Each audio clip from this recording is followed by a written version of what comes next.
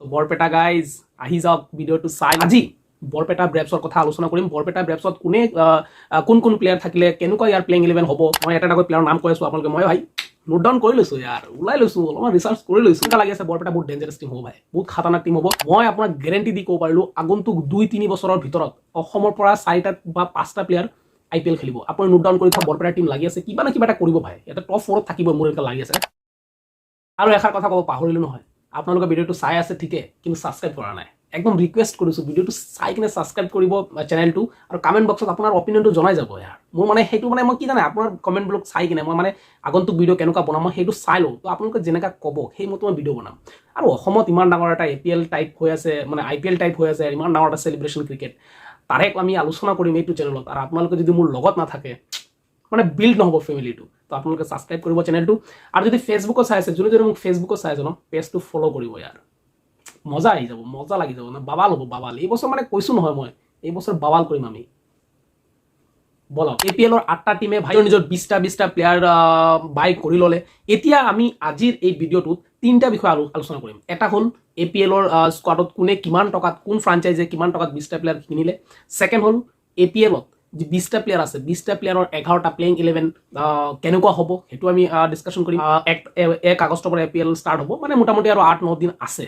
তো আমি 8টা টিমৰ ডিছকাশ্যন পুৰা A to Z কৰিম, এটা এটা কৰি প্ৰত্যেক দিন ডিছকাশ্যন কৰিম। আজি বৰপেটা ব্ৰেভছৰ কথা আলোচনা কৰিম। বৰপেটা ব্ৰেভছত কোনে কোন প্লেয়াৰ থাকিলে, কেনেকুৱা ইয়াৰ প্লেইং 11 হ'ব, কিমানত তেওঁলোকে প্লেয়াৰ কিনিলে, এই পুৰা ডিটেইলছত আলোচনা। বৰপেটা গাইজ আহি যাওক ভিডিঅ'টো চাই লওক। 20টা প্লেয়াৰ হয়, মই এটা প্লেয়াৰৰ নাম কৈ আছোঁ আপোনালোকে। মই ভাই নোট ডাউন কৰি লৈছোঁ, ইয়াৰ ওলাই লৈছোঁ, অলপমান ৰিচাৰ্চ কৰি লৈছোঁ, ওলাই লৈছোঁ, মানে ডিটেইলছ বুলি লিখিব লাগিব না আপোনালোকৰ ওচৰত। তো লৈ লৈছোঁ ভাই, নোট পুৰা ৰেডি আছে। তো মই লিখি লৈছোঁ, আপোনালোকে খুলি লওক, মই দেখাই দিম আপোনালোকক, স্কোৱাড দেখাই দিম। আৰু মানে ফাৰ্ষ্টত স্কোৱাডটো আলোচনা কৰি লওঁ, মানে কোনে আছে টিমত, কোনে নাই, কিমানত কিনিছে। তাৰপিছত আলোচনা কৰিম ইয়াৰ প্লেইং 11 কেনেকুৱা হ'ব বৰপেটা। আৰু মোৰ এনেকুৱা লাগি আছে বৰপেটা বহুত ডেঞ্জাৰাছ টিম হ'ব ভাই, বহুত খাতাৰনাক টিম হ'ব। এই বছৰৰ বৰপেটা মানে এটা এনেকুৱা টিম হ'ব যে মানে জিকিব পাৰে, মোৰ লাগি আছে বহুত ডেঞ্জাৰ টিম হ'ব। আপোনালোকৰ কি লাগে ভাই, ভিডিঅ'টো চাই কমেণ্ট নিশ্চয় কৰিব। চাওক, প্ৰথম ইহঁতৰ মাৰ্কি প্লেয়াৰ হ'ল ডেনিছ দাস। এনেই IPLৰ মানে APLৰ আটাইতকৈ বেছি পইচা দি কিনা প্লেয়াৰ হয়। আৰু ডেনিছ দাস ভাই কাপ্তানে বনাব তাক, 100% কেপ্টেনৰ কাৰণে লৈছে। প্লেয়াৰো তেনেকুৱাই হয়, মানে আলাগ লেভেল ভাই, আলাগ নেক্সট লেভেল।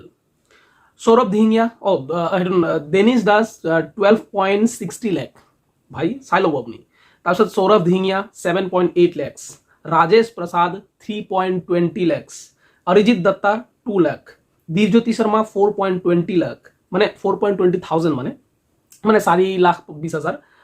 শুভম কুমাৰ গুপ্তা 2,20,000, গৌৰৱ ছেত্ৰী 3 লাখ, কবির হোসেন 2,40,000, কুণাল শর্মা 2,60,000, বিনীত দে 75,000, গৌরব ঠাকুরিয়া 1.7 লাখ, বিকিরান দাস 1.90 লাখ, অরুণ সোনার 1.30 লাখ, মিখাইল দোলে 1.10 লাখ, শফিকুল ইছলাম 60,000।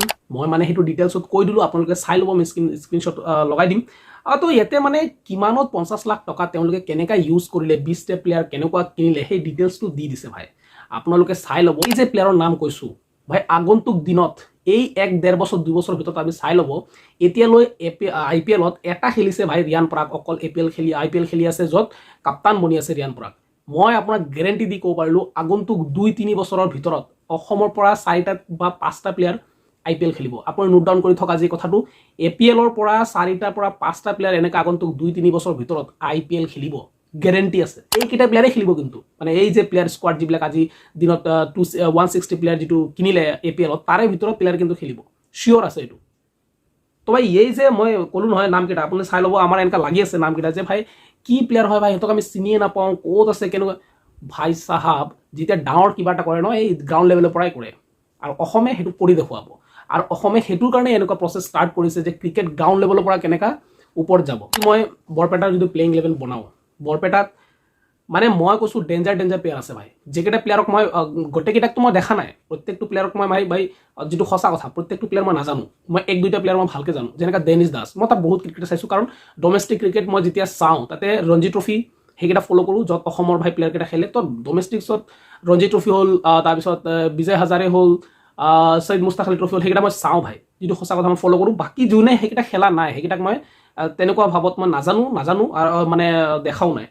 ডেনিছ দাক মই জানো, ডেনিছ দাসক মই কাপ্তান বনালো ভাই। মোৰ মতে ডেনিছ দাস কেপ্টেইন হ'ব আৰু হ'ব, এইটো জানা কথা। Arijit Dutta wicket keeper.